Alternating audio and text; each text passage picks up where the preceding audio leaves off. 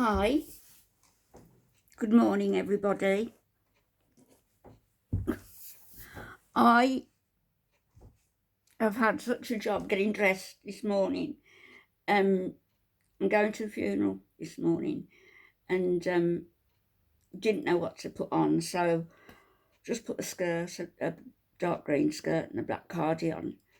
But clearly, I had to wear tights. So, when you've had hip replacements, both of them, and one of them a revision surgery, and the other one needs to be done. When you've got all that to contend with, I'm trying to get my boot on. You,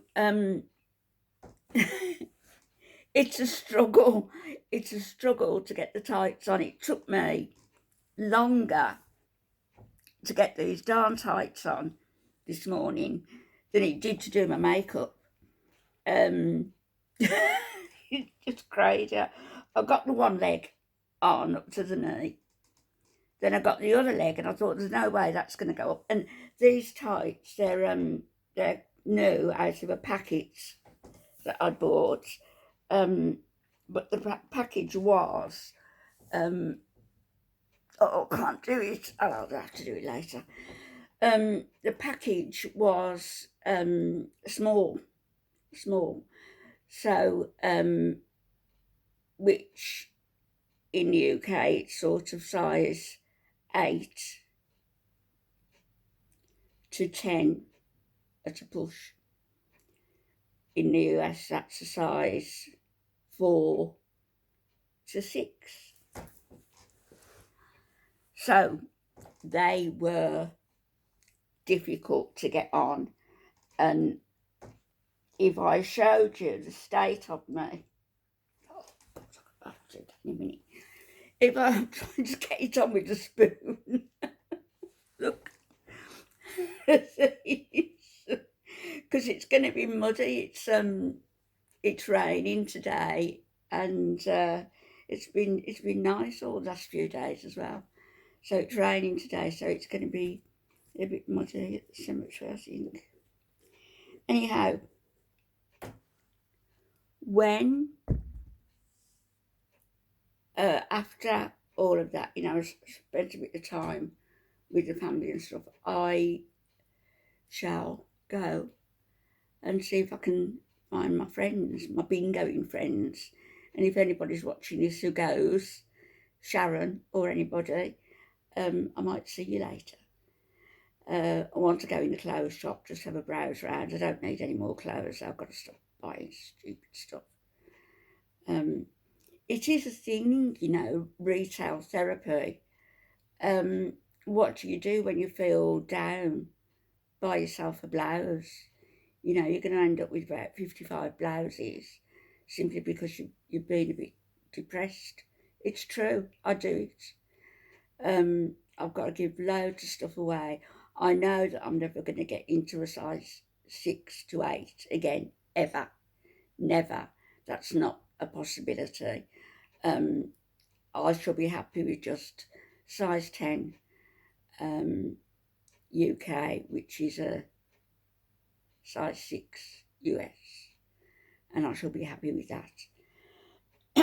So, I am ordering off Amazon. Oh, it's over there. I am ordering off Amazon, I'll show you later, a swimsuit, and it's similar to a swimsuit I had when I went to Tobago. And I loved it. I've got a picture of me in it with my son, and it's I'm not sure what they call them, trans something, and it lets the sun's rays filter through. It's not sort of blocking the rays, so you actually tan through the material. So I want to get another one of those swimsuits, not only for that reason, but because you put it on and it just fits like a second skin. You wouldn't even know that you're wearing anything. It's absolutely fantastic. I felt like a little seal, I did. So I want to get one of those, even if it's sunbathing in the back garden, which is looking okay now. One of those swimsuits. And I discovered, because I put to see if I could get any more of the stuff, like, do they do dresses, do they do trousers in this material? And it so happens they do sarongs, they do dresses that you'd wear to the beach sort of thing. But what they do also, they do leggings. So I'm thinking I could get the leggings, and if we have a really hot summer, wear the leggings with the swimsuit underneath as a top and catch some rays in my garden. And I've also been looking at holiday cottages. I had no sleep last night, none whatsoever. So I was looking at holiday cottages, and we'll just have to see. It's got to be whenever or wherever I go.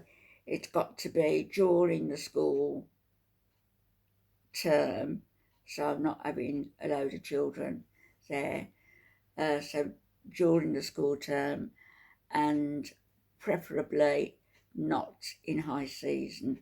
Don't need high season.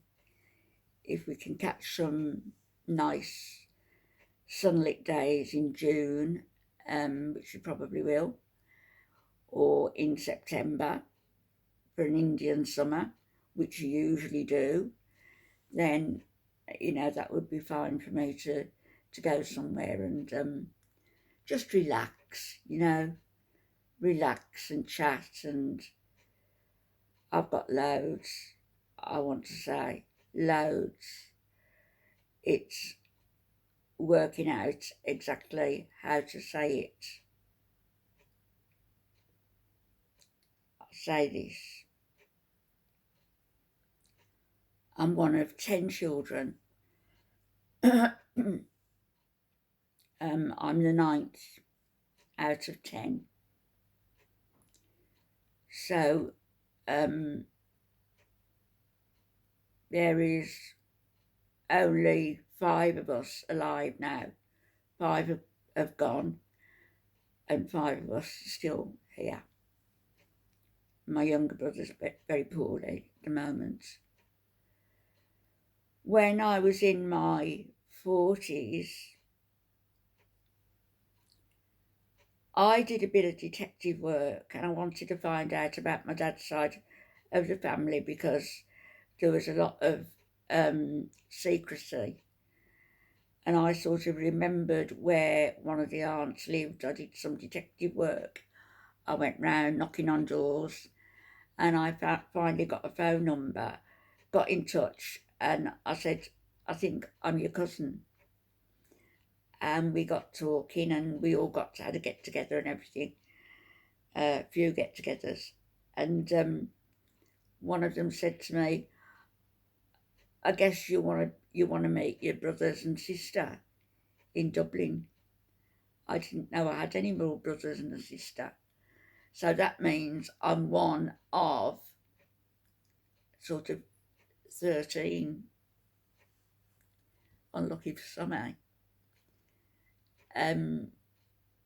So I did meet them, and it was a bit of a shock in your 40s to find out, that your dad had this whole other life, this whole other family that I didn't know anything about.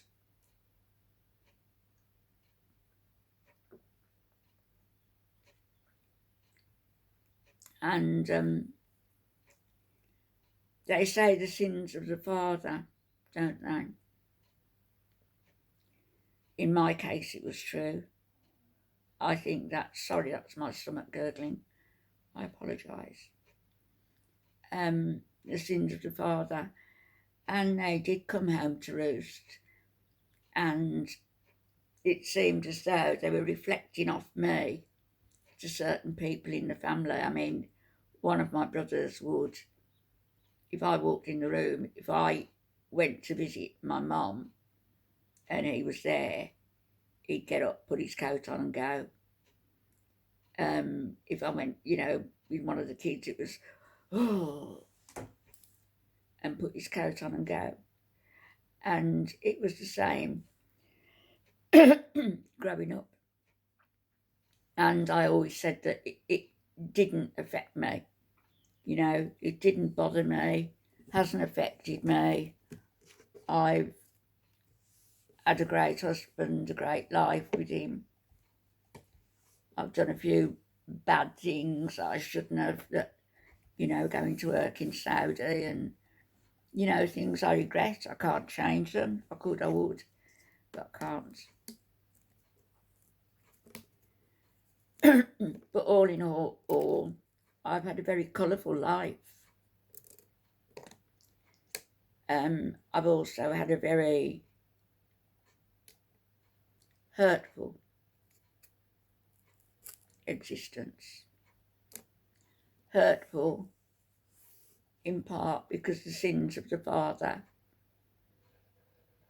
they all came down onto me. I didn't know that at the time. I didn't know anything about it. My mum wasn't married to my dad, and in a Catholic family that's a big thing, and so that I was a bastard and somebody who should never have been born, and it was made very plain to me that,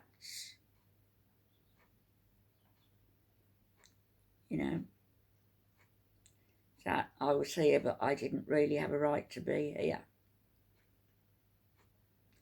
And I have to say now, hand on my heart, that yes, it's affected me very deeply.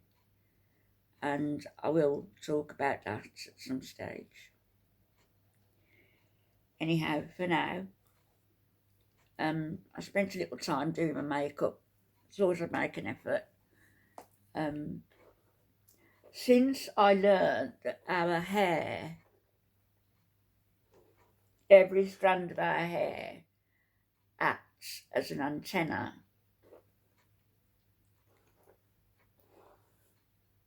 I really don't want to cut it. And when they used the women slaves, they had to have fringes to hide their third eye.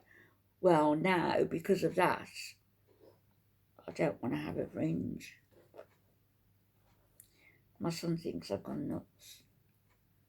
But there you go. I'm entitled to, at 72, I'm entitled to be crazy. I try to be nice with it. I do appreciate you all. I love talking to you. And I'll be back later on today.